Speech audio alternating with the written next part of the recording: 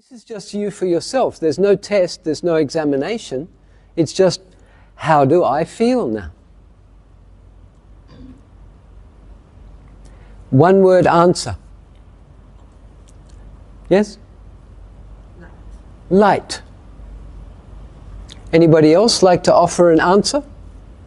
Calm. Calm. There's no right or wrong.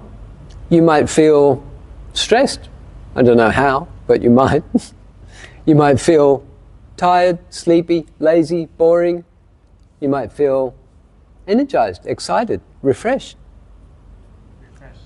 Refreshed? Stable. Stable. Safe. Huh? Safe. Safe. I like it.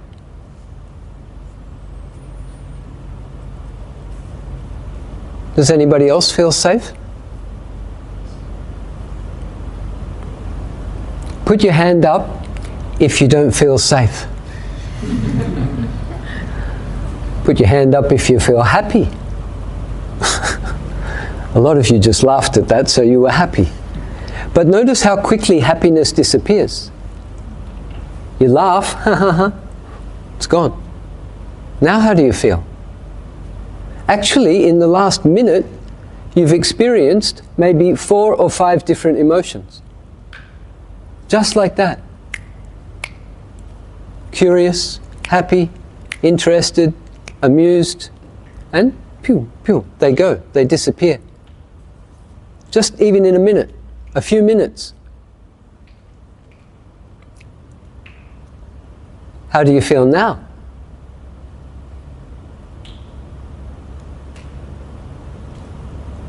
Some of you are nervous because you're thinking about the answer and you're thinking, will I say it out loud in a group of people?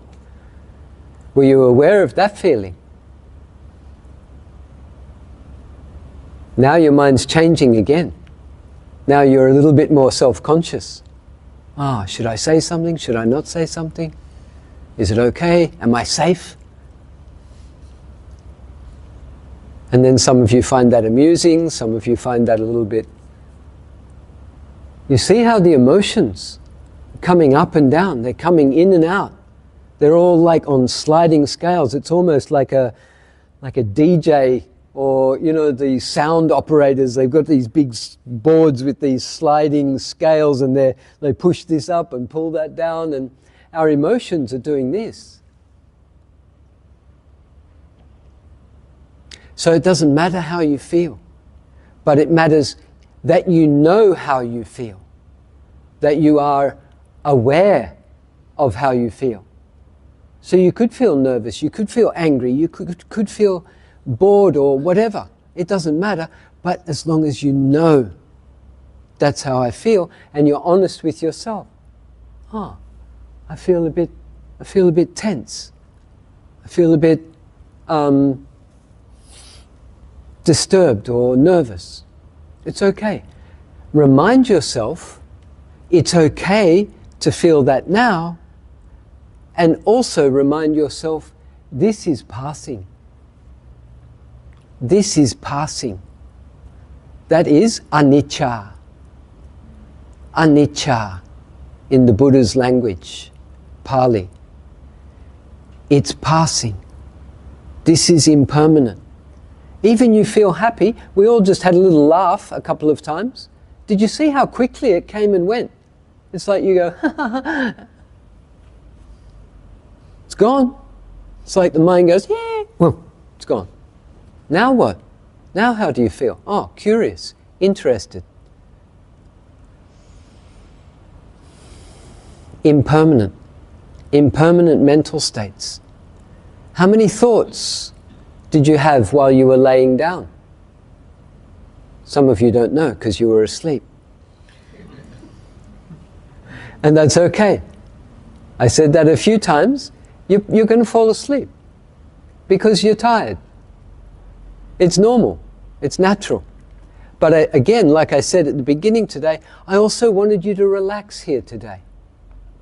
No need to come to a retreat meditation retreat and feel stressed, like, oh, I have to sit and I'm not allowed to move, and I got pain, and I have to control my mind, and I have to fix this, and oh, I've got so many things going on.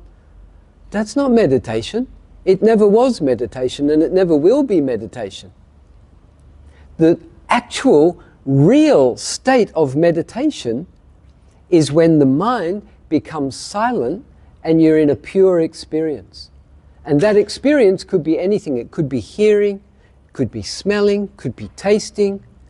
It could be just watching a mental state, even like peace, or even safe, or calm, or clear, or, as I've been suggesting, space, or silence, or stillness. When your mind is just on those experiences, the mind becomes very quiet. And now you are entering into a meditative state. Until then, you're just practicing. You're following a technique. You're trying to do something. That's why I reminded you a while ago, don't try too hard to do this, because the more you try to do it, you won't be able to do it. Because you're in the act of trying. So really what this is about is surrendering. This is interesting. This is something that my teachers didn't teach this. My Theravada Buddhist teachers. But I learnt it from a guy that I used to listen to on the internet called Adyashanti. So he's not Theravadan, but he is Buddhist. He comes from Zen tradition, but then he also practices something like Advaita, or non-dual practice, which is also very aligned with Buddhism. It doesn't really matter, but one of his sayings is, resistance is futile. Resistance is futile. Futile here means a waste of time, waste of energy. Trying to resist things is only going to make you tired, and it's just going to go on and on and on and on. And I found in my practice that a lot of what I thought was meditation was actually resistance. And somebody who feels perfectionism, or is a kind of perfectionist, although you feel like you're trying to perfect things and make things perfect, simultaneously you're resisting everything that's not perfect. So you're pushing away many experiences, trying to get a perfect experience.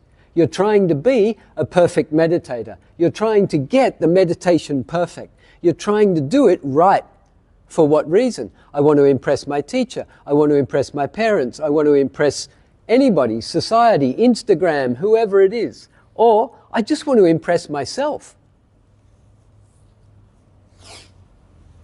This is the life of a perfectionist, constantly trying to prove themselves to someone out there, something out there, or even just themselves. Do you realize that it doesn't matter? It doesn't matter if anybody approves of you or doesn't approve of you. At the end of the day, it doesn't matter. But if you can accept yourself as you really are, this is also one of the first steps in metta, loving kindness towards yourself. You have to learn how to accept yourself as you are. Not just love yourself, because there are a lot of people doing metta and they're saying, may I be safe, peaceful and healthy, may I be free from inner and outer harm, may I blah, blah, blah, blah, blah, blah, blah. And they're doing lovely metta and they're doing it even for themselves, but it's a lot of words. Occasionally they'll get some nice fuzzy warm feeling from it. But actually, one of the most important practices is to relax, to be aware, and to accept. Accept whatever it is that's happening here and now in your body and mind, no matter what it is. And when you can accept it and allow it to be present, actually everything's all right. Even your pains, your itchiness, your, whatever's happening in the body, maybe you're sitting under the aircon and it gets too cold. When you're resisting the cold and saying, oh, it's cold, I should have put my jacket on, oh, he told us to sit still, oh, I'm going to get cold, I'm going to get sick, oh, I'm going to die.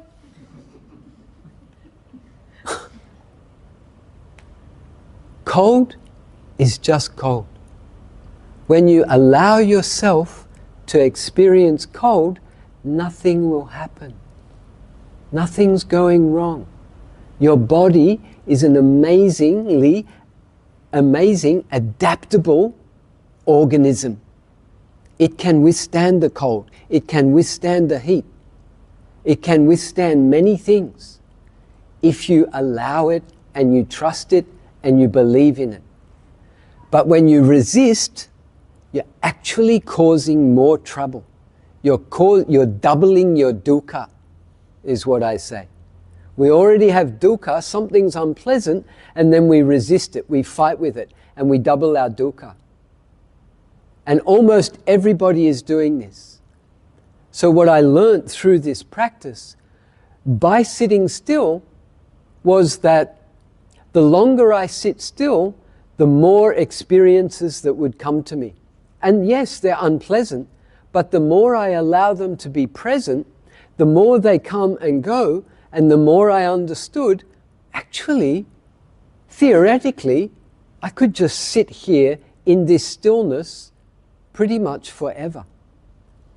And you've seen on the internet, and you've heard reports, there are people who just sit and sit and sit and sit, even for days and weeks. What was the Buddha boy or something? I don't know if it's real or not, but even they put cameras on him. He sat and sat and sat and sat and sat. There are yogis who sit for days and weeks. They don't go to the toilet, they don't drink water, they don't move, they don't have to scratch or, take the bugs out of their ears or their nose or whatever happens. You don't have to do that. But if you do start to sit perfectly still, like a Buddha, 5 minutes. Go for 10 minutes. Go for 15 minutes. Then the numbness starts. After 10 or 15 minutes, then you start shaking and watch your mind. How do I feel now? What's happening in the body? What's happening in the mind? How do I feel? Observe that. You will find that this numbness is just vibration and it's coming and going. And then you watch your mind. What is this? Is it resistance? Yes, it's resistance for sure. Is it impatience? Are you afraid? Are you worried? What are you afraid of? Do you think your foot's going to fall off? Do you think you're going to be crippled for life? How many thousands of millions of people have sat in this position since, since meditation was invented? Uncountable people have sat in this position for very long periods of time, and when they're finished, they get up and they walk away, because there's no problem. I would like to facilitate you learning a little bit from each other. So, would anyone like to give me a short, brief feedback about what you experienced when eating mindfully? Or, even if you can, between here and the lower floor, did anybody walk mindfully? Did anybody feel awareness on the stairs? And it's not a test, it's not an examination, I'm not checking up on anybody. I'm just wondering, did anything that I say impact you in a way that you had a new experience, or something that you could share that then might inspire other friends? Anything on the way to the meal? Okay, I walked on the stairs mindfully. I took it a little bit slowly because I asked you to do it. I had to do it, right? So this is why I like teaching, actually. Because if I tell you to do something, I have to do it also. So I'm actually practicing. I realized that on a retreat, I'm the one who gets the best experiences. I'm the one who learns the most on the retreat. One, because I've been training myself how to learn for 30 years. And secondly, I'm actually practicing and doing what I'm asking everybody else to do. I'm not blowing my own horn here, but you will find that a lot of teachers on retreats don't do what they've asked you to do. They'll tell you all to do a certain thing, and then they'll go off and have a coffee and read the newspaper or go sightseeing or, read a book or do something else. And that's cool, that's up to them, that's their style. But I feel that if I'm asking you to do a particular practice, then I need to do that too. Of course, sometimes I'm conducting interviews and I'm talking with people, so that's a different thing, that's part of the teaching. So I did walk down the stairs slowly, and not so slowly, but mindfully. And it's refreshing. I still like to do that even myself. I've done it for many years now, and it's still a refreshing practice because you get out of your head and you're just in the experience of stepping. And even then, it doesn't matter where you're going. Like you could be walking down one of the KLCC towers or something, and walking down the stairs in there is going to take you a really long time. But it doesn't matter how far you're going or how many stairs there are. It's just this step, one step at a time. And you're just in this moment, in this step. And then it doesn't matter how far you've come. It doesn't matter how far you're going. And I learned this when I was in Japan. Actually, I learned it before then, but I practiced it. These guys I was on a retreat, leading a retreat, and they said, would you like to go for a walk in the afternoon? I said, yes. So we went out for a walk. They said, oh, you like walking? I said, yes. They said, would you like to go up a hill and do some walk? I said, yes. So the next day, they took me to what looked like a small volcano. It was a volcanic plug, and the sides were like that. And so we started walking up. The trees were like growing kind of sideways out of this thing. Anyway, it was just steeper and steeper and steeper and steeper. And we were climbing, and it wasn't walking, it was climbing. It was unbelievable, actually. And I'm an unfit monk at that time. I didn't do any workout or walking or anything. Anyway, I applied this principle of stepping and breathing, and stepping and breathing. When I forget about how far I've come, and I forget about how far I have to go, I'm only taking this step now. And so I got to the top, and they were exhausted. They were like, and sitting down. I thought, don't sit down, just keep walking. Keep the body moving. Because that's also one of my theories, is that don't stop. Just keep going, just keep going, just keep going. Because if you think, I'm tired, then you're going to be tired. If you think, oh, I came so far, then you're going to be tired. So I kept walking around, and they were looking at me, and they said, wow, you're so fit. I was like, I'm not fit. And they said, how do you do that you can walk up the hill and still not be tired? I said, well, I'm using mindfulness. I'm watching my breath. I synchronize my breath and my step, and I stop thinking about how far it is, etc., etc. And then they admitted to me they are mountaineers. They are mountain climbers. That's what they do for their hobby. And they travel to different parts of the world, or even in Japan, and they climb mountains. So I just climbed this small mountain with them, And they're all exhausted and tired, and I'm still walking. So what I learnt was that, and I've just already shared it with you a couple of times, is just be in this step in the moment. Don't worry about how far you've come or how far you have to go. It's like, can you just take one step? Yes, okay, take one step. Can you take one step? Take one step. Take one step. Take one step. If you want to climb up a mountain, it's only one step, and then one step, and one step, and one step. The only number that actually exists is 1. The other one is 0, and it's not technically a number. So there's only ones and zeros in this world. It's getting off the track. Yes? So by the time you reached up, you still weren't tired? I wasn't tired, no. And I've done this many times, even when I was a monk, and I was technically unfit. But what I do is it's like it's not a trance, but it's just like you're just stepping and breathing and stepping and breathing and stepping and breathing. And this is where I started to tell myself, my body's a machine and it just does what I tell it to do. But if I start thinking, oh, I'm tired, then I become tired. If I think about how far I've come, I get tired. If I think how far I've got to go, I'm tired.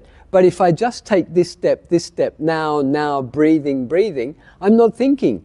When I'm not thinking, I'm not tired. I did this with swimming. I taught myself, I was a wild swimmer. I grew up at the beach, so I'm a surfer, and I swim in waves, and it's dynamic, and you have to be really, really aware, and it's very changing swimming in the surf. So I started swimming in a swimming pool, and I taught myself to do laps. Before, I thought doing laps in the pool is so boring, It's like I swim down there, turn around, swim back, turn around, swim back. But after I'd learnt meditation, walking meditation, walk over there, walk back, walk over there, walk back, walk over, I can do swimming meditation. So I did swimming meditation, and I taught myself how to breathe properly and how to kick my little legs and how to do a little tumble roll at each end.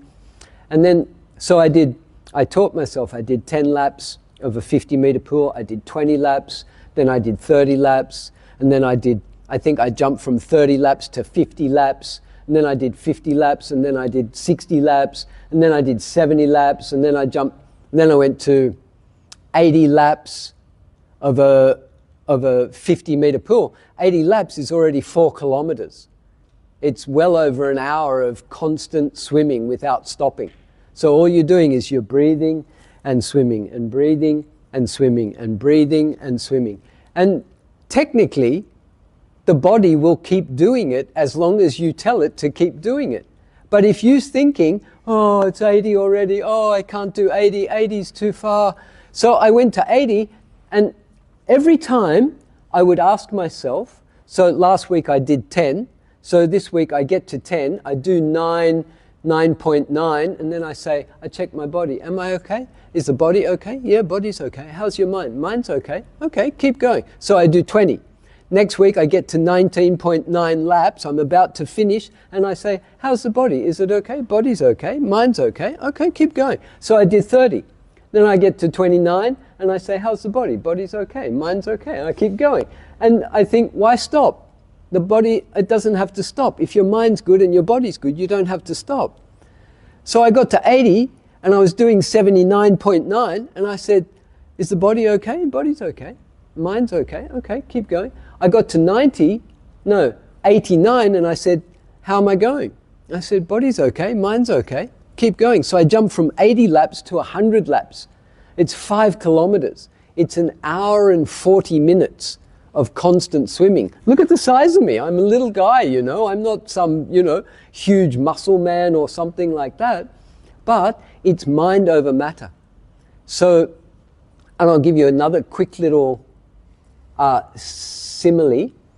I found that there's a bird near my local beach in Australia, and that bird, there's a sign at the beach, and it says, this bird lives here and it eats these things, but it doesn't live here, it lives in New Zealand. And I was like, hey, this bird is here, but it lives in New Zealand.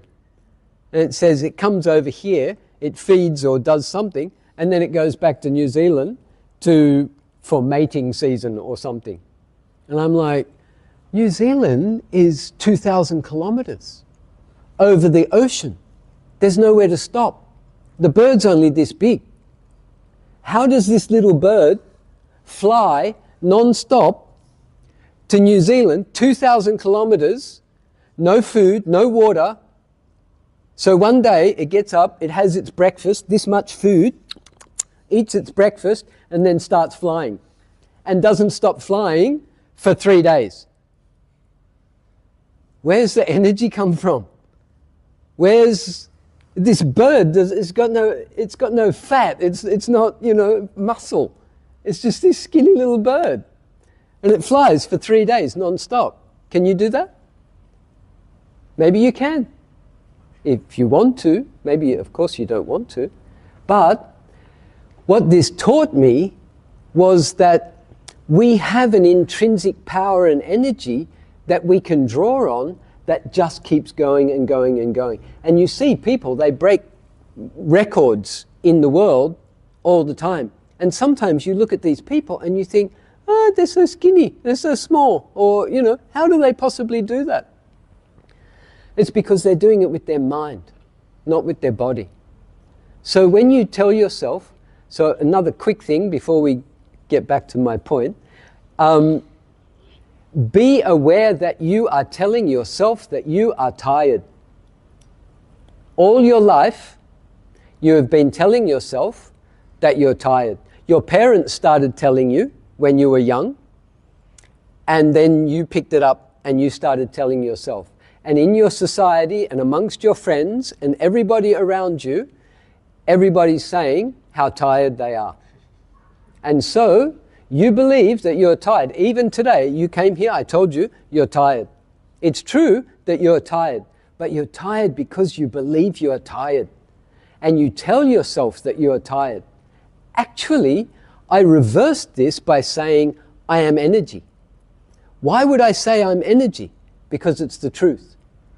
This physical body and all the cells, the atoms, the protons, the neutrons, whatever, all these things that make up this body are all forms of energy. This body is completely energy. What's the mind? Mind is mental energy. They've measured the energy that comes from thoughts, even from the brain, but also from the body. Thoughts can be measured. Emotions can be measured. They are also energy. We are mental and physical energy. We are, in fact, power units.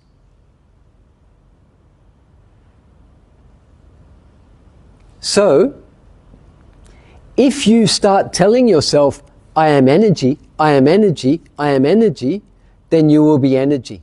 If you keep telling yourself, I'm tired, I'm tired, I'm tired, then you will be tired. And if you think that it all depends on how much food you ate, you say, oh, I didn't eat enough food, I'm tired.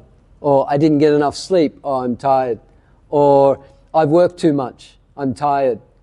You will make up all the excuses in the world why you're tired. Why do you want to be tired? So you can have a sleep. And just lay down and do nothing. Well, then maybe you're lazy. Or maybe you've got nothing to do. Maybe you're not creative enough to actually decide what you really want to do with your life. You notice people out there in the world, they're full of energy and they're just like pumping away and just going and going and going. Some of them are a little bit obsessed, which is probably not very healthy, but some of them just love what they do. They're so passionate about what they do, they don't even think about eating. They don't have to sleep because they're so passionate and they just keep going. It's like kids. When kids get together with their friends, they run, they play, they scream, they shout, they cry, they do everything. They forget to eat. They forget to go to the toilet. Their parents are saying, come here, come and eat something. They're like, and then they run back and they're going again.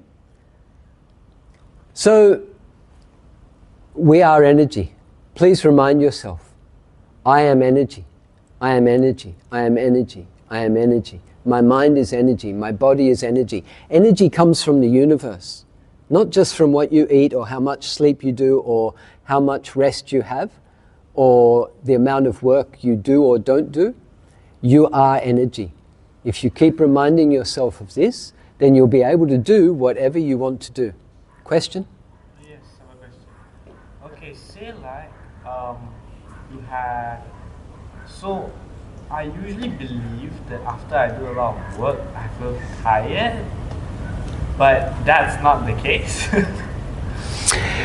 You do feel tired, and you might feel tired in your body. If you work hard physically, or you do a workout, or play some sport, you will feel something. Like, as in, like, let's say, I do a lot of drawing. I do a lot of drawings for. It's like your work. Yeah, for my work. It's like I make animations basically. So there's a lot of drawings to be done. There's a lots and lots of frames, lot of work to be done. So usually by the end of it, I feel quite tired. After maybe 20 days of doing this, I will feel demotivated. But yeah, how would I not feel demotivated and how would I not feel tired?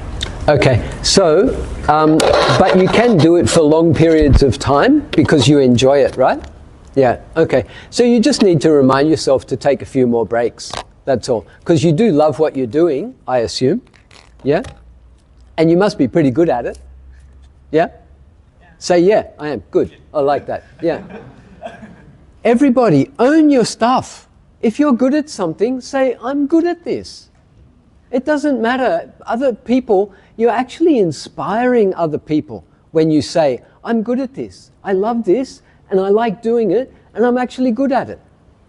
This is what I do. This is the work that I do. And although I'm not the best at it, I'm not saying that, I like it, and I think I'm pretty good at it. So it's just, you take ownership. So that's one thing. The other thing is, so sometimes people can get too absorbed into what they're doing, and they forget to take a break, like the kids that are too busy playing, and they forget to take a break. So you just need to maybe set a little timer or something and remind yourself, take a break, drag yourself away from it, or finish what you need to do. Have a break and come back, and then you'll find that you have more energy. Even do a little lying meditation like we did just now, like a 10-minute lying meditation. Set your timer. That'll also refresh your mind and it'll completely reset yourself. So those of you who work hard every day, even mothers, busy mothers or whoever, do a 10-minute lying meditation, set your alarm and get back up. You'll feel fresh and ready to go. Okay, so what considers as like you actually need to take a break, or you are just conditioning your mind to feel tired? Because like for example, you said like you didn't need to like take a break at all, because if you stop, you feel if you look back at what you've done or something, you feel tired. Or for example, the bird, you can keep going for 3 days without stopping. So what considers as an actual feeling like you need to take a break, or what considers as you can just keep going if you draw the energy? Yeah, theoretically we could keep going, but of course we do have our physical limits. So that's why I started talking about the physical body. If you work out, you get tired, or you're doing work, you will feel a physical tiredness. You can also feel a mental tiredness, especially sometimes you feel a bit blurry, or you're losing your awareness, losing your concentration. So there are signs that are telling you that you do need to take a break. But what I suggest is that before you get to that exhaustion point, take a conscious break, so that you take a break and then you can come back and you can go even longer.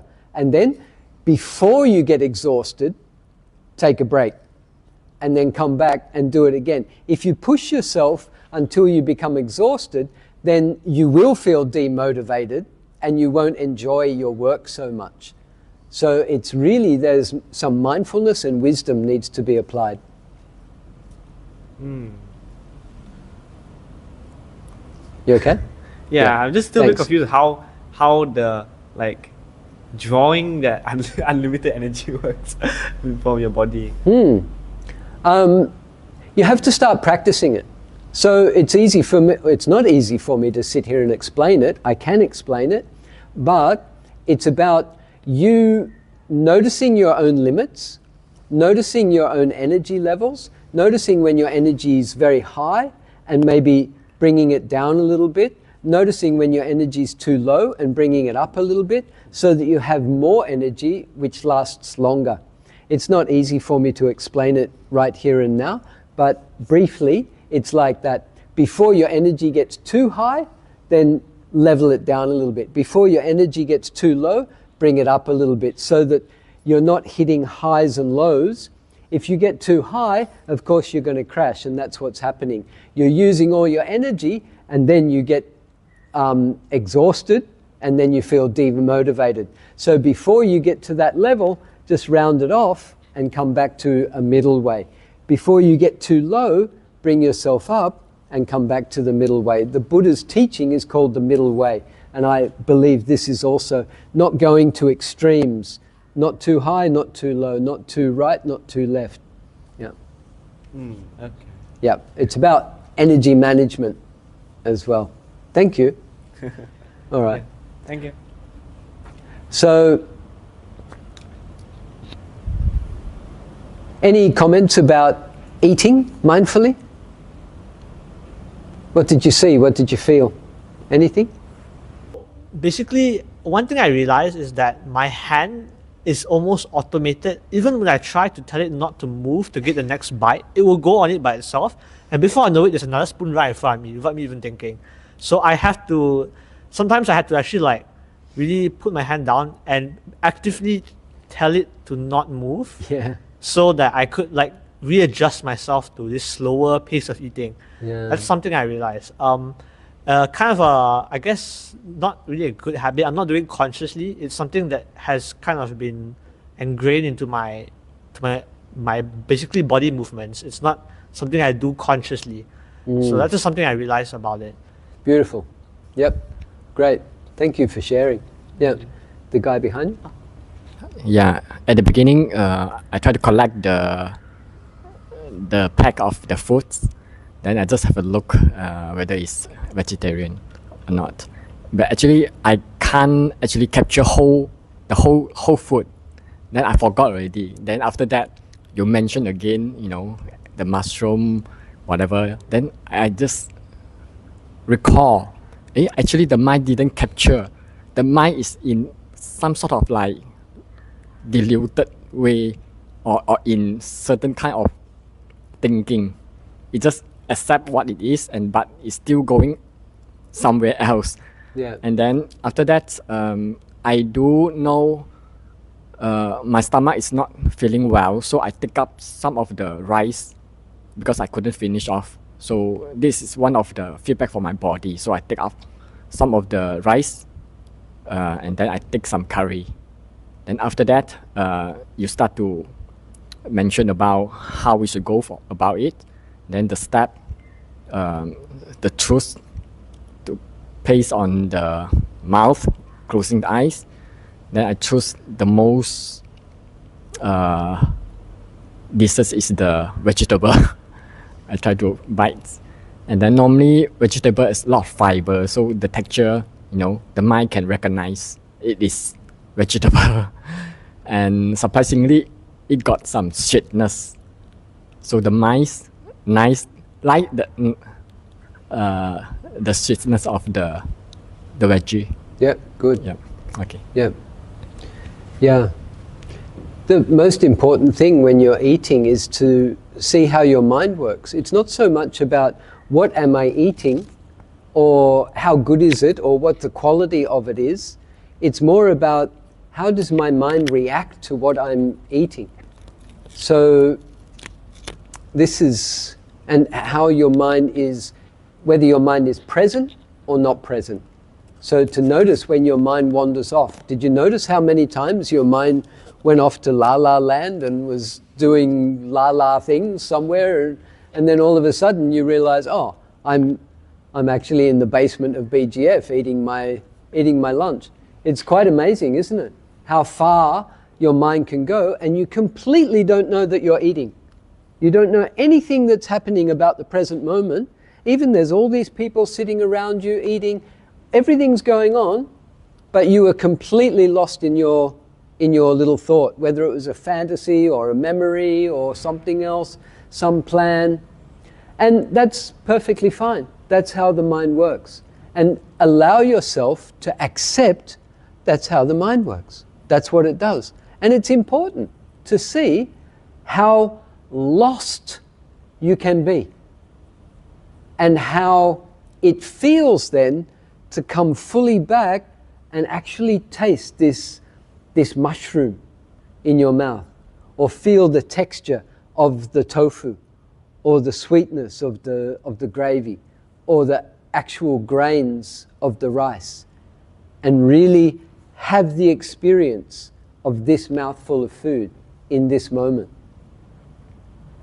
Anybody else have some little thing that you realized or that you found helpful, useful, curious?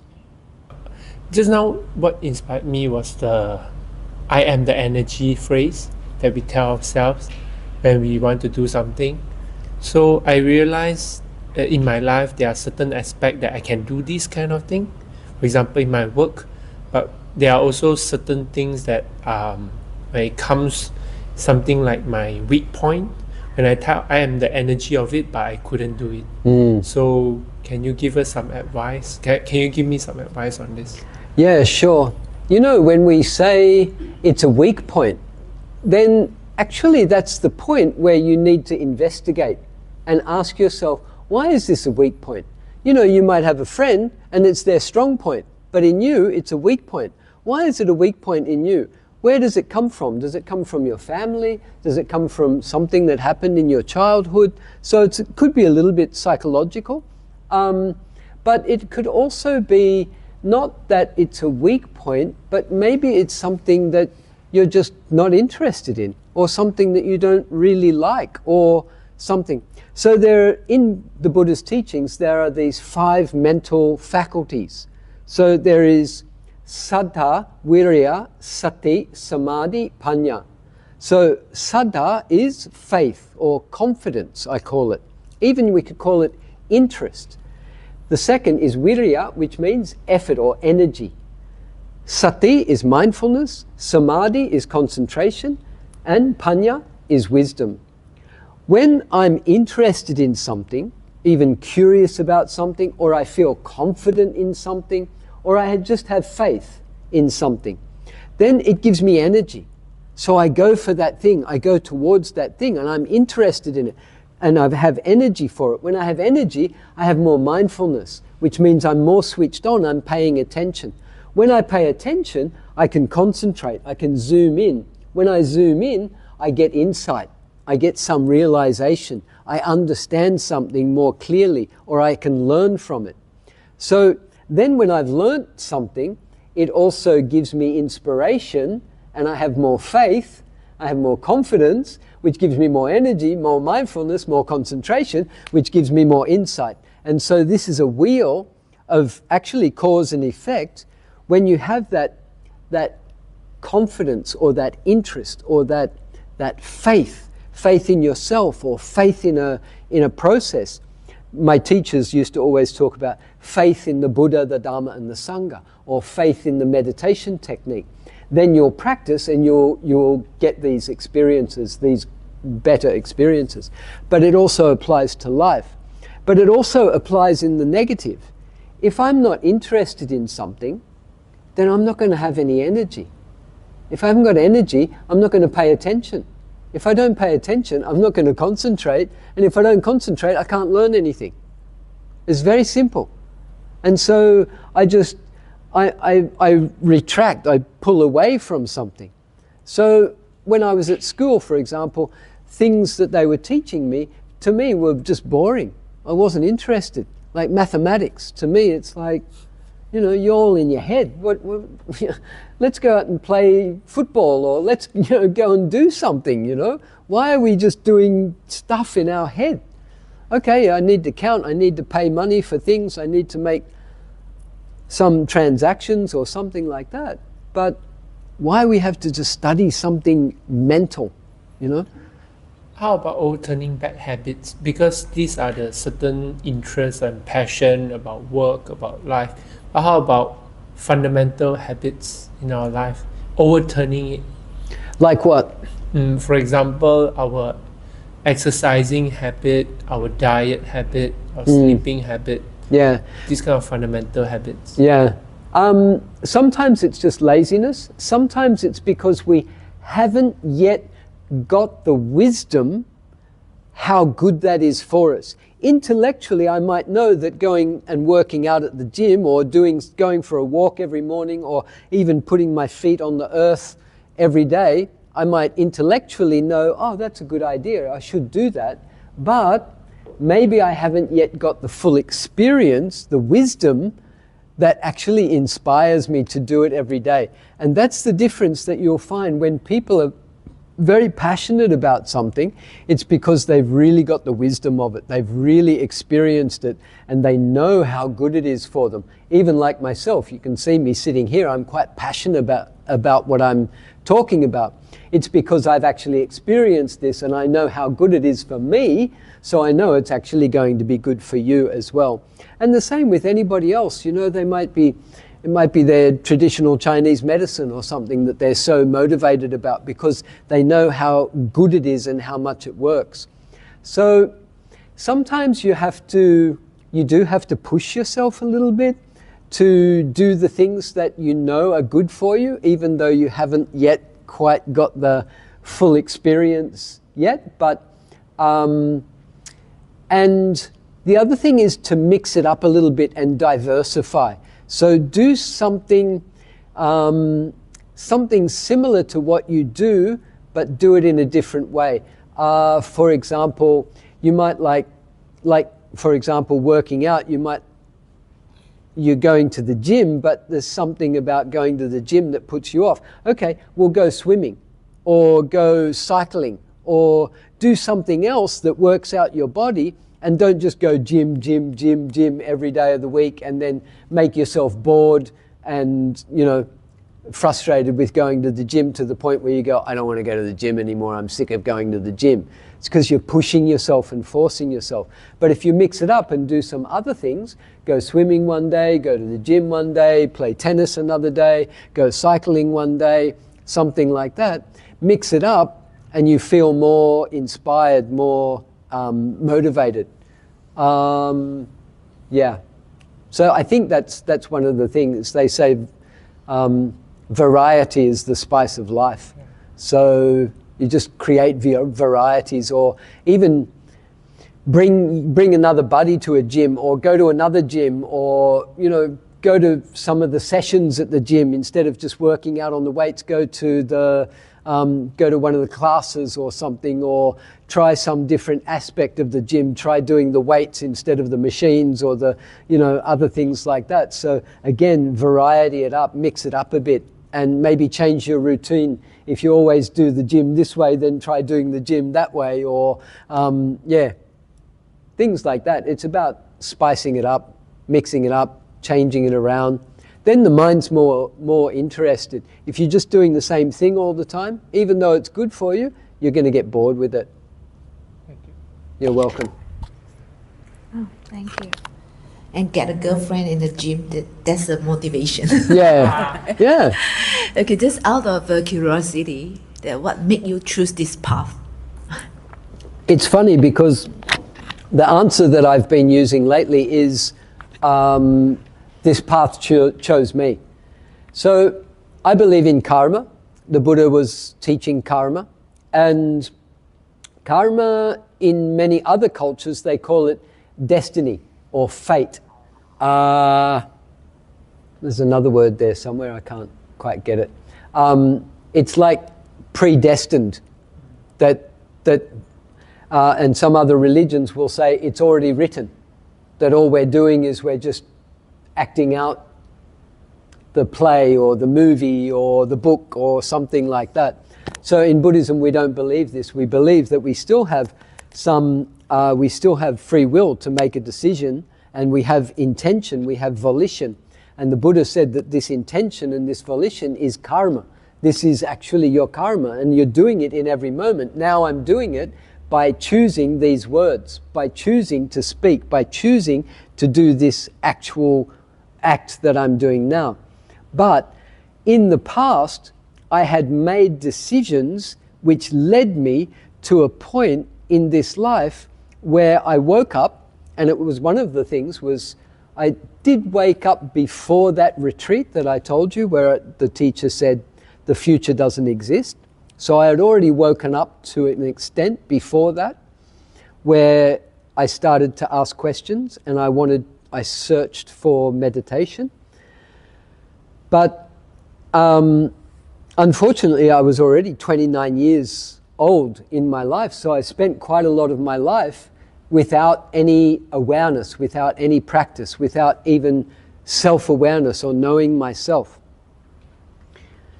But I was spending a lot of time in nature, and in nature I was just being silent, and I started doing things like just sitting in nature and just like being a rock, or just standing in nature in amongst the trees and just like being a tree. And I would think, if I was a tree in this forest, what would I be experiencing? Kind of funny, childish little things. Nobody taught me to do it, but it just made me think and made me act that way. And then I thought, I think I'm meditating. So then I thought, okay, I'll go find someone to meditate. Actually, Vipassana kind of came to me. I didn't know what was meditation, I didn't know what was Vipassana, but by my good karma, Vipassana was the first practice that came to me. And I believe that's because in my past lives, somewhere, somehow, I had already practiced. So it's part of me. It's the practices that I've done in past lives that have brought me to this.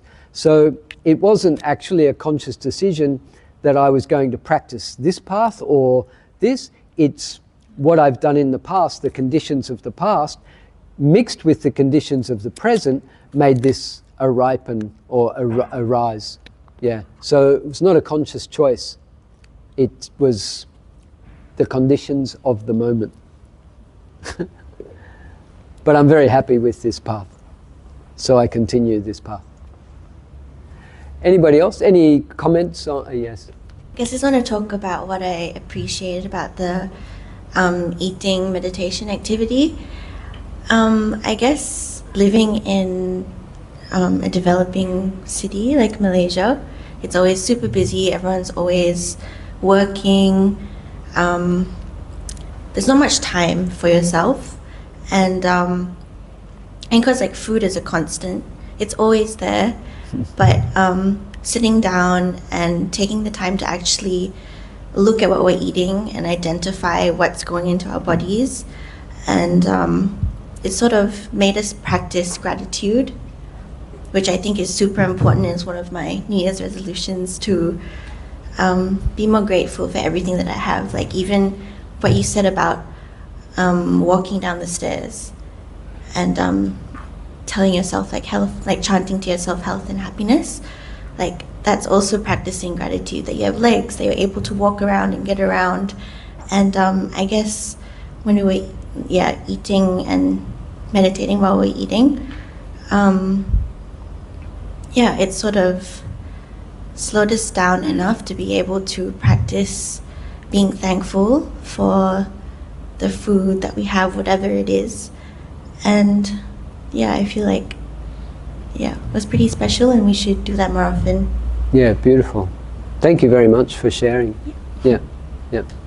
Regarding passion, so I've been like jogging for 3 times a week, and I think I've done this like a few months ago, but nowadays I feel like I've lost passion, like I feel like, what, like I woke up, I don't feel like I want to go anymore. So it's an experience that is really like different from what I usually have. So to clarify, does it mean that, I'll have to maybe do some other form of exercise that could spice things up?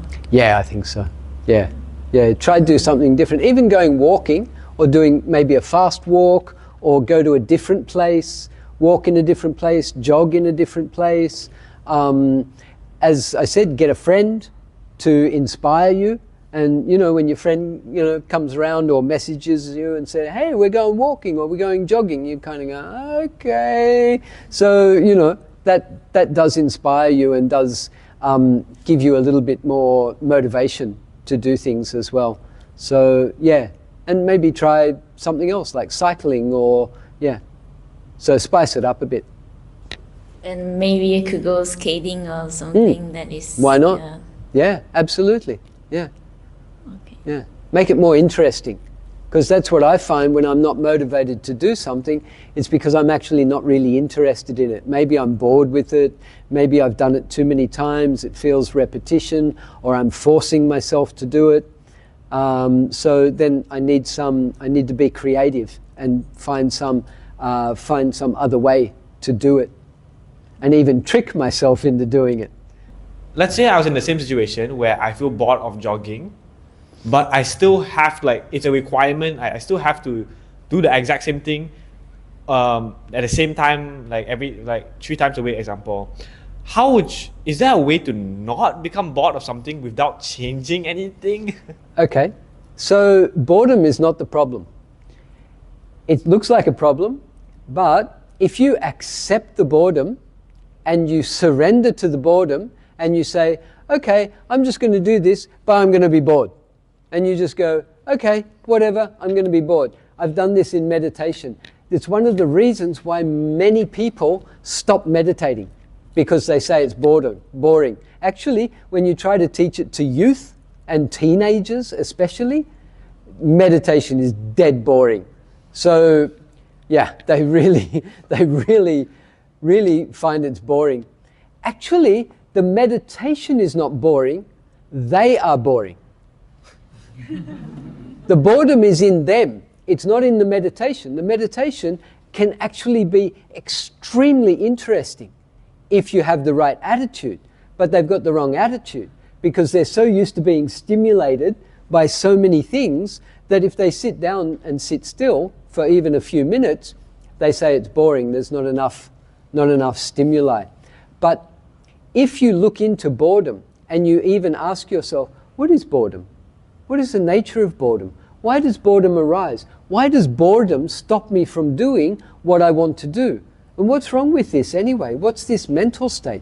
So if you look into boredom and you understand what is boredom, if you get interested in boredom, then interest is the opposite of boredom. So if you become interested in boredom, then boredom has disappeared and it's been replaced by interest. So that's a little mind hack there. Get interested in boredom.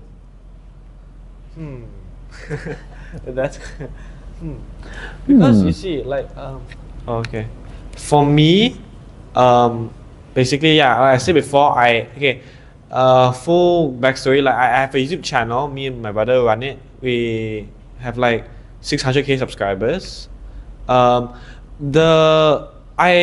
a lot of work to be done every day, and I'm really passionate about doing this work but there's like a same number of steps every single time when I create an animation. That, for example, there's the scripting, the storyboarding, then there's like a line art coloring, video editing. It's all a requirement of steps which basically don't really change every single time. Right. Like I can't do anything to change what it will do because I would say it will get repetitive, but I would rather it not get repetitive. Like I would rather, the best scenario I'd love to have is to do it and not be bored of it, or not feel demotivated or burnt out after a long time of doing it. Because I would love to keep working without feeling tired. But I'm trying to find a way to do that. Okay, so boredom is also coming from thoughts. Like I said about being tired, you're telling yourself that you're tired. When you get bored, you start telling yourself that you're bored. And when you keep telling yourself, this is boring, then what is it? It's just boring. So you're telling yourself what it is, and that's what you're actually creating. So yes, it's repetitious, but you can decide in your mind whether you're going to call it boring or whether you're going to call it interesting. Actually, you can never do the same thing twice. It's impossible. No matter what you do, if you draw a perfect circle on the page, which you can't do because circles are not perfect, but if you draw another one and you say, oh, it's the same as the other one, it's actually impossible. This one cannot be that one. So everything is new. Everything is fresh. When you start to think in that way, then you stop thinking, oh, this is boring, I've done this 1,000 times, it's the same thing. It can't be the same thing. It can never be the same thing. This breath is not the same as the last breath. This heartbeat is not the same as the last heartbeat. This thought is not the same as the last thought. So remind yourself, everything is new, everything is fresh. This is changing. That also can help to freshen your mind. So it's like changing your mindset. Yep, change your attitude. Yep. And even accepting and just going, yeah, okay, part of this work that I have to do is going to be boring. I have to do this, I have to do step 1, and I have to do step 2 and 3 and 4. Maybe you can give it to somebody else to do. Once and show somebody else how to do it. You put out the layout and you show somebody else because you're busy. You've got 600K subscribers. You've got other things to do. You're an important man. Give these baby tasks to somebody else to do, let them get bored. You go on with your creativity because you're a very creative guy. Instead of, you do the blueprints or the outlines and let somebody else do the colouring in or the other bits and pieces. I don't know exactly what you do, but I'm trying to help. Yeah. Because, I mean, delegate. Eventually, sometimes I'll feel like I have to force myself to do it because there are deadlines. There are deadlines for these. Yeah. So then how do I don't feel like I'm forcing myself to do it? It's just thoughts. It's all thought. So if you bypass the thought and the thought that this is boring, or the thought, oh, I've got a deadline, or I can't do this, or, blah, blah, blah, they're all just thoughts. If you bypass the thoughts and you just come back to what you're doing, it's the same thing as I said. If you wanted to walk up one of the towers, and you're walking up the stairs, how many stairs is it? It must be over 1,000 stairs or more to walk from the bottom to the top of one of these huge towers that you have in the city here. So if you're thinking, oh, I've done that much, oh, I've got that much to go, then you're going to be tired. So you create tiredness for yourself. But if you just stay in the moment, let go of the thoughts, then you won't be tired. Potentially, you could just keep drawing and drawing and drawing and drawing and drawing and drawing and drawing. Potentially, theoretically. But of course, you need to take a break, but take a break before you get tired. So it's like being in the present will help you. Yep. Bypass the thoughts that are creating the problems, creating the boredom, creating the tiredness. It's all just thinking. It's all just thoughts. Okay, thank you. Thank you You're so much. welcome. Thanks. I think that helps a lot of people here, actually. We all get in these situations in life. We may not be under the pressure that he's under, but we all have situations in life where we are telling ourselves that we don't have enough energy, we don't have enough time, and all these things, and we pressure ourselves. So we can bypass that by the thoughts and just get on with the work. Just do the work. Lucky you're not slaves and that you're not being beaten on your back and forced to do these things. Many of you actually paid good money to do these things and you have an income from doing these things. So you should be actually very happy and grateful that you have a job, that you have this opportunity and that you can do this work and that your mind is working, your body's working. So you step into a state of gratitude for now. No, it's okay, you're next. You're right, go ahead. So you step into gratitude instead of resistance. So that's the other thing that you're experiencing. He's experiencing resistance. When he's drawn so many frames and done so many things, at some point he starts to resist what he's doing. So resistance is one of the biggest things that you can see in your life. If you can turn resistance into acceptance, you'll change almost everything in your life. It's absolutely transformational.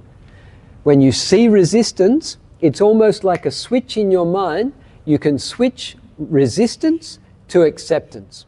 Even you just say to yourself, okay, I accept, I surrender. All right, I'm just going to do this. I'm just going to draw. I'm just going to shut up and I'm going to draw. I'm going to shut up and I'm going to walk up these stairs. I'm just going to walk up the stairs. I surrender. I don't surrender and give up. I surrender the argument in my head because it's a waste of time. I have to do this work. I'm going to do it. I'm just going to switch off this, if you can.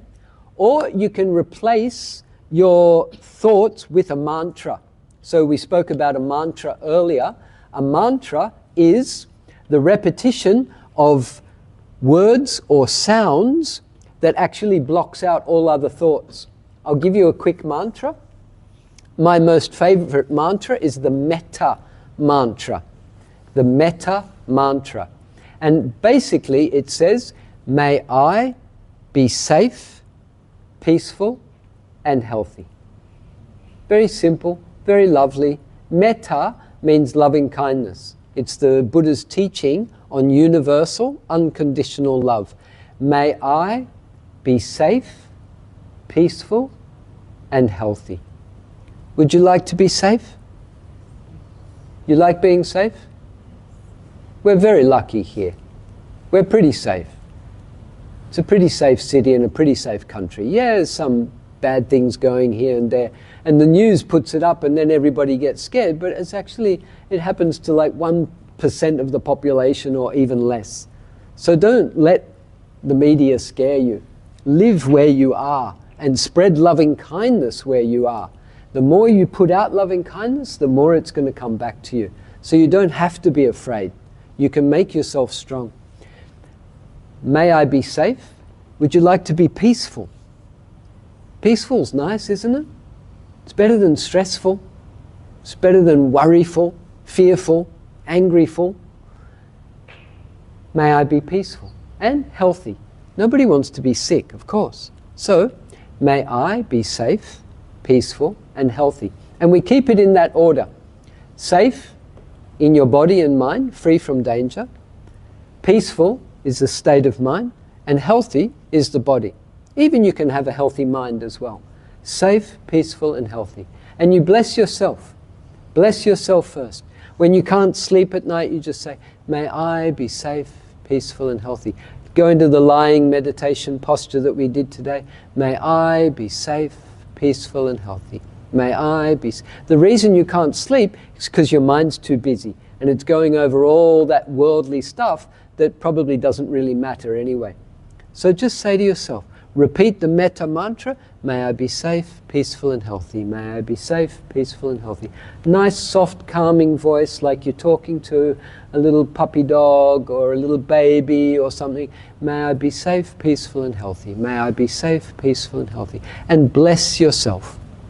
Who else is going to come along and say, may you be safe, peaceful, and healthy? Not many people are going to do that.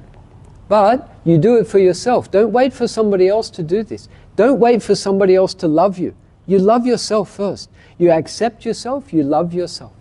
And then, when you start to feel it and you feel, oh, I am safe, I am peaceful, I am healthy. Oh, may my mother be safe, peaceful, and healthy. May my father, my sister, my brother, my partner, my daughter, my son, my friend, my lover, my boyfriend, girlfriend, my whoever. May my cat, my dog, my goldfish, my neighbor, the noisy, disturbing neighbor next door, may you be safe, peaceful, and healthy. And you will find that everything starts to change because you change your attitude.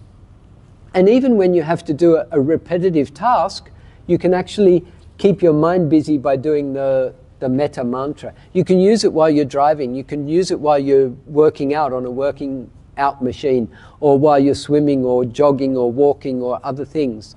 So it's metta mantra. May I be safe, peaceful, and healthy. And then I can say, may you be safe, peaceful, and healthy. May we be safe, peaceful, and healthy. May all my friends be safe, peaceful, and healthy. May all beings in BGF be safe, peaceful, and healthy. May all beings in Selangor be safe, peaceful, and healthy. May all beings in Malaysia be safe, peaceful, and healthy. and you can spread it out. May all beings in this world be safe, peaceful, and healthy. May all beings everywhere, in all forms of existence, be safe, peaceful, and healthy. So you're opening up your heart from yourself, you open it up to yourself, and you open up your heart, and then you start to share it with others. And it's unconditional loving kindness. So by repeating a mantra, you can block out other thoughts. Yeah, thanks for the sharings. Actually, just now you mentioned the karma. Also, I feel like I was in this path also due to karma because of my illness. You know, I try to do something about the headaches of my illness in the past, and then I try to do the breathing meditations, and then ask around and see some books. Then after day in and day out, you know, during my secondary school, then be quite mindful on the breathing, and then after about 1 year, then the illness disappear. But actually, in the general state, my body energy is quite low. Yeah. And okay, so after my health is getting better, then I didn't carry on for the breathing exercise, and somehow after many years, more than 10 or 20 years, I come across to the Zen practice. They teach about Don't Know Mind, and I'm quite inspiring. Just now you mentioned in the very earlier, you know, we don't know what is going to happen. So it's linked to the Zen Don't Know Mind. The Don't Know Mind is going to the origin, the zero. You know, they always point to the emptiness. Yep. And then somehow, because the Zen teachings are very simple and brief, they don't do a lot of explanations. They do a lot of practice, but this mind is also quite curious. And then 5 years ago, I come across to the Vipassana, the teachings also from Burma, Tejaniya, different type of school. I quite, found I do learn more about the mechanism, how it works of the mind. Yeah. And apart from the learnings, my body state actually recently still not quite stable, especially my arms have pain for last month. So I do sometimes feel like, that's kind of karma, but this kind of karma also is sometimes a good teacher for us to learn. But when it's overwhelming, it's most of the time it's pain, numb, and then even sitting, it disturbs my meditations. Yeah. So I need to learn back the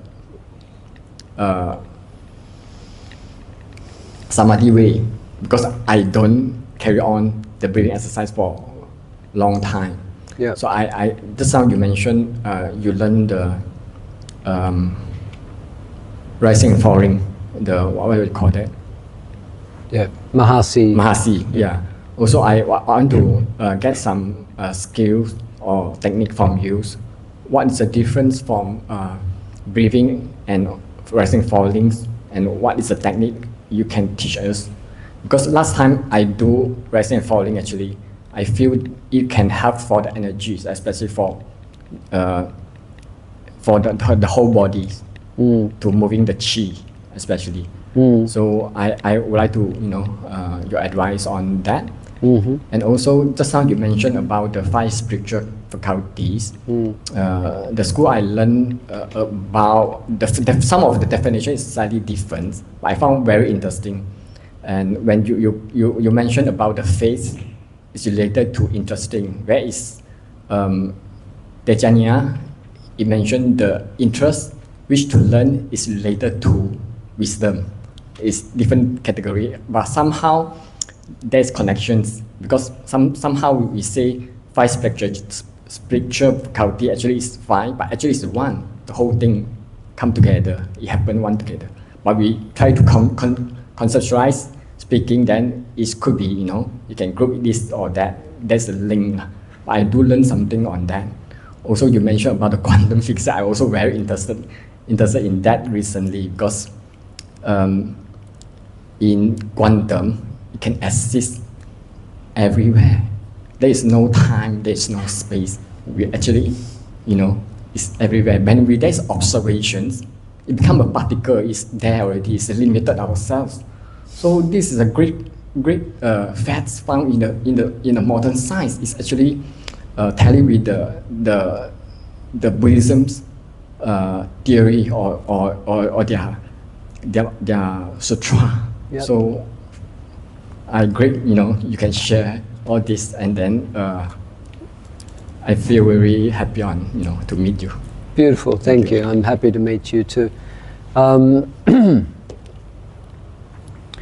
Your main question though was what's the difference between observing the breath and the rising and falling of the abdomen. Actually, there's no... Yes, they will give you different experiences. They can lead you down a different path. It depends on... The main thing is that you find a teacher. If you find a teacher that teaches your breath at the nostrils, then follow that teacher and follow the breath at the nostrils. If you find a teacher that's doing the rising and falling of the abdomen, then follow the teacher and do the rising and falling of the abdomen. So it's not about this is better than that or whatever. This will give you some different experience, that will give you some other different experience. The main thing is that you have faith and confidence in the teacher. If you believe in the teacher and you believe in the technique, then you'll develop you'll get something from that. So I don't believe that you need to go back to samatha. I believe that you need to observe what are the obstructions to your, in your mind. You said something was a distraction. And what I'd like to say is that in Vipassana, there are no distractions. There are only new objects of awareness. So someone else also earlier mentioned that something was a distraction. The drumming, for example, downstairs, it was a distraction. But actually in Vipassana, there are no distractions. It's if the drumming happens, now hearing the drumming is your object of awareness. If you're resisting the drumming, then resistance becomes your object of awareness. So whatever it is that is a distraction, you take that as your object of awareness, but then you check, how do I feel about this? And that's where you find your suffering. That's where you find the dukkha, is because you're resisting what you're experiencing. So when a pain comes up in the body, you said you have arm pain, and there might be some remedy for it, there might be some way to relieve it, but it is happening because of karma. There's a reason why you are experiencing arm pain. So it's not that you have to get rid of the arm pain, but you have to see how is your mind reacting to the arm pain and start to accept the way that your mind is reacting. And when you do that, the resistance will calm down, your mind will calm down. When your mind calms down, your body calms down. When the body calms down, it can actually heal itself. So the way you healed yourself previously by doing the breathing meditation, it's also part of the way of getting out of the way of the natural healing process. All of our bodies will heal themselves perfectly if you get out of the way. There are some really good teachings about this. One man that I would like to mention to you all, you can find him on the internet. His name is Joe Dispenza. Joe Dispenza. He's using quantum teachings and now incorporating meditations and some spiritual teachings. It's not Buddhist, but like you said, and as I know, many of the modern teachings, especially scientific realizations, they're actually catching up with the Buddha, who taught these things 2,500, 600 years ago, had no technical equipment, but had a perfectly clear, penetrative mind, who could see exactly what is happening in the body and mind. The Buddha taught all about atoms and all about, actually, not in the same way as we understand or hear it, but the Buddha was teaching quantum also. So scientists now, with their equipment, have actually found out ways to even verify what the Buddha was teaching. Many things that Einstein spoke about was with regard to Buddhism, and even Einstein said himself, if there's any religion that's going to fit in with modern science, it would be Buddhism. Because Buddhism is actually not a religion. It's more of a science than it is a religion. And it's practical. It's actually giving you, the Buddha is giving us ways to practice. It's not just, oh yes, I believe in the Buddha, and oh, the Buddha's going to save me one day, and if I, say the name of the Buddha 100,000 times, I'm going to go to heaven and blah, blah, blah. That's not what the Buddha was teaching. The Buddha was teaching even those things that I was talking about, the mindfulness, the concentration, that will arise in the wisdom. The wisdom will transform your mind. You yourself become a Buddha. Not exactly a Buddha, but you can become enlightened. You save yourself. You free yourself from suffering. It's not a matter of, oh, if I just become a Buddhist, I'll become free from suffering. So it's about working on it yourself. But be careful that you don't work too hard.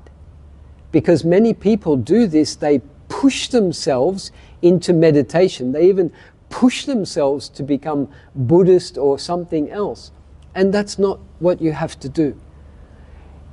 You can take the principles, apply them, but apply them steadily, apply them equally and evenly, and have a balanced and level form of energy. And then, and that's why I said today, I want you to also learn how to relax yourself and not be so perfectionist, not be so pushy, not so hard on yourself. Many people are very hard on themselves, even to the point where they're criticizing themselves, judging, blaming themselves, even punishing themselves, hating themselves because they're not fast enough, they're not beautiful enough, they're not skinny enough, they're not, good enough, they're not whatever enough. Then they're beating themselves up, and that's useless. You're just going round and round in circles, and you're not going to make forward progress.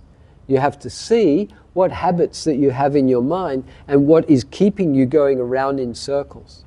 Once you break those habits, now you can start moving forward. And the Buddha's teaching, the Noble Eightfold Path, is called a path because it goes forward. It's not called the Noble Eightfold Circle. It's not an eightfold circle that just goes round and round in circles and just does the same thing repeatedly. It's called the Noble Eightfold Path because it leads to Nibbana. It leads to enlightenment. It leads to freedom. So, finishing up on the Noble Eightfold Path is a pretty good place to finish, I think. Isn't it amazing how 6 hours passes? Can you believe it that we've been here for 6 hours? I know I talked a lot, and you might only think that I talked a lot, but we did silent sitting meditation a couple of times, we did our silent eating meditation, we did our silent lying meditation, and followed by a silent sitting meditation. So I'd just like to recap and say that although it looks like I talked a lot here, and I feel like I talked a lot, we also did our silent periods today. I hope you picked up some points, and one of my main points is that, and I just made it just now, don't be too hard on yourself. Don't push yourself too hard, especially in meditation. In life, we've often, and I know that in your culture, you are very much pushed by your teachers, by your parents, by society, by even the whole family in general. Sometimes it feels like all your ancestors are watching you and saying, you have to be a good, ancestor, and then, you're working for the next generations, and, you have to be You have to be good, you have to work hard, you're not just working for yourself, you're working for the whole family and all these things. So you can feel a lot of pressure on yourself. And that's okay, we still respect that. But you also come back to yourself, your own energy, your own feelings, your own aspirations. And I believe that if you follow your heart and you do what you believe is right, you will naturally be fulfilling the expectations of ancestors, of your parents, and you will also then equally be helping your children and the future generations. So this lineage will flow equally well, even if you don't push yourself, force yourself, and create stress for yourself, because you know that's actually what you're doing. You're stressing yourselves. And there's nothing in the teaching that says you have to stress yourself. Stressing yourself is only creating more suffering and probably more resistance, and especially in meditation, it's not the way to practice. In the world, we've been taught, work hard, strive hard, do your best, achieve everything, become famous, become rich, become successful, become everything. In meditation and on a spiritual path and this Buddhist Noble Eightfold Path, there's no such teaching. In fact, it's more relax, be present, switch your mind on, be fully alert, be fresh, be clear, check your intentions. Why am I doing this? What am I doing this for? What is my reason for doing this? And following your heart. What do I really love to do? If you follow your heart, that's like having that faith.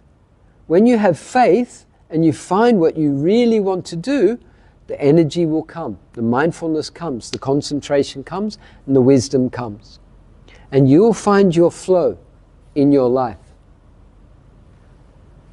So that's it. That's our little workshop for today, or our retreat, I think it was called. Yeah. Thank you very much. Thank you. I'm going to say sadhu 3 times. I'm going to take to Brother Jeff. Sadhu, sadhu, sadhu. I also call sadhu, sadhu. I call sadhu to you for your practice and for even just turning up today was quite wonderful.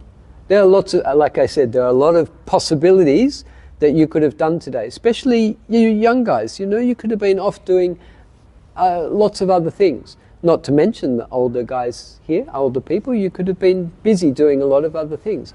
But you decided to bring yourself here today. So I call sadhu to you, and I also call sadhu to myself, because what I did today was really good. And I appreciate it in myself. I appreciate that which I have learned from my teachers. I appreciate my teachers for what they've shared and who they are. And then I appreciate myself, and I appreciate my own practice, and I appreciate what comes through from my practice as well. So I call sadhu to me, I also call sadhu to you.